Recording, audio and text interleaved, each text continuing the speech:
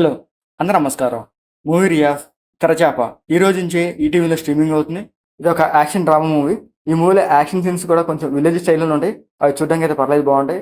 ఇంకా ఈ మూవీ స్టోరీలోకెళ్తే సముద్రం దగ్గరలో ఒక చిన్న ఊరు ఉంటది. ఒకసారి పెద్ద తుఫాను రావటంతో వాళ్ళ ఇల్లులన్నీ కూలిపోతాయన్నమాట. అలా కూలిపోయిన వాళ్ళ జనాలు ఏం చేయాలో అర్థం గాక ఆ ఊరి పెద్దాయన దగ్గరికెళ్తారు. మేము ఉండడానికి ఒక మంచి చోటు ఇవ్వమని అడుగుతారన్నమాట. ఆ ఊరి పెద్దాయన వాళ్ళు ఉండడానికి ఆ ప్లేస్ చూపించి వాళ్ళని అక్కడే ఉంచేలాగా చూసుకుంటాడు. ఆ మత్స్యకారులు అక్కడే ఉండి సముద్రంలో వేటకెళ్తూ ఉంటారు. సముద్రంలో నుంచి తెచ్చిన చేపలన్నీ ఒక డీలర్‌కి అమ్ముతూ ఉంటారు. సో, ఆ డీలర్ ఆ చేపల్ని మత్తు పదార్థాలు పెట్టి స్మగ్లింగ్ చేస్తూ ఉంటారన్నమాట. అది తెలుసుకున్న ఆ ఊరి ప్రజల్ని వాళ్ళని ఏం చేశారన్నదే ఈ మూవీ స్టోరీ. ఆ పాయింట్‌ని బేసుకొని ఈ మూవీ స్టోరీ కొంచెం ఇంట్రెస్ట్‌గా తీసుకెళ్తారని నేను ఎక్స్‌పెక్ట్ చేశాను. సో, స్మగ్లింగ్ సీన్స్ కాబట్టి మంచి యాక్షన్ సీన్స్ అవి పెడతారనుకున్నాను. ఆ యాక్షన్ సీన్స్ కూడా అంత ఇంట్రెస్ట్‌గా ఉండవు, చూడడానికి ఒక్కొక్కలాగా అనిపిస్తాయి. ఈ మూవీ కంప్లీట్‌గా విలేజ్ స్టైల్‌లోనే తీస్తారు. వాళ్ళ డైలాగ్స్ గాని, సీన్స్ గాని కొంచెం మత్స్యకారుల స్టైల్‌లోనే ఉంటాయి. అవి చూడడానికి కూడా పర్లేదు బాగానే ఉంటాయన్నమాట. కానీ ఏంటంటే ఆ స్మగ్లింగ్ సీన్స్ ఇంకొంచెం హైలైట్ చేసుంటే బాగుండేది అనిపించింది. ఈ మూవీలో ఆ ఊరి పెద్దాయనగా రాజు కనకాల చేశారు.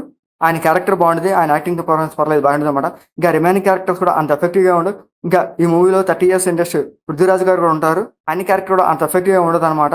చిన్న సినిమాలు ఎక్కువగా జబర్దస్త్ ఆర్టిస్టులు ఎక్కువ మంది ఉంటారన్నమాట. ఈ మూవీలో కూడా ఎక్కువ మందే ఉన్నారు. వాళ్ళ క్యారెక్టర్స్ గాని, వాళ్ళ యాక్టింగ్ పర్ఫార్మెన్స్ పర్లేదు ఒక్కొక్కలాగా అనిపిస్తాయి. ఎందుకంటే స్టోరీ పాయింట్ అంత ఎఫెక్టివ్‌గా ఉండదు. చేపలతో చేసే స్మగ్లింగ్ సీన్స్ ఈ మూవీలో కొంచెం హైలైట్ చేసి చూపించింటే బాగుండేది అనిపించింది. ఇంకా క్లైమాక్స్ కూడా అలాగే ఉంటది. చాలా సింపుల్‌గా తేల్చేస్తాడు. ఇంకా ఈ మూవీలో హీరో ఈశ్వర్‌గా నవీన్ రాజ్ చేశాడు. తన క్యారెక్టర్ బాగుంటది. ఆ క్యారెక్టర్ దగ్గర తన యాక్టింగ్ పర్ఫార్మెన్స్ పర్లేదు బాగుందన్నమాట. ఇంకా ఈ మూవీలో మ్యూజిక్ గాని, టెక్నిక్ గాని పర్లేదు ఒక్కొక్కలాగా అనిపిస్తాయి. ఇంకా ఈ మూవీలో బ్లడ్ సీన్స్ కానీ, అడల్ట్ సీన్స్ కానీ అట్లాంటివి లేవు. మూవీ ఓవరాల్‌గా అయితే పర్లేదు. ఏదో ఒకసారి చూడొచ్చు. సో, ఈటీవీలో స్ట్రీమింగ్ అవుతుంది. మీకు నచ్చితే చూడండి, లేకపోతే లీవ్ ఇట్. మీకు మా ఆడియోస్ నచ్చితే లైక్ చేయండి, షేర్ చేయండి, సబ్స్క్రైబ్ చేయండి. Thank you for watching.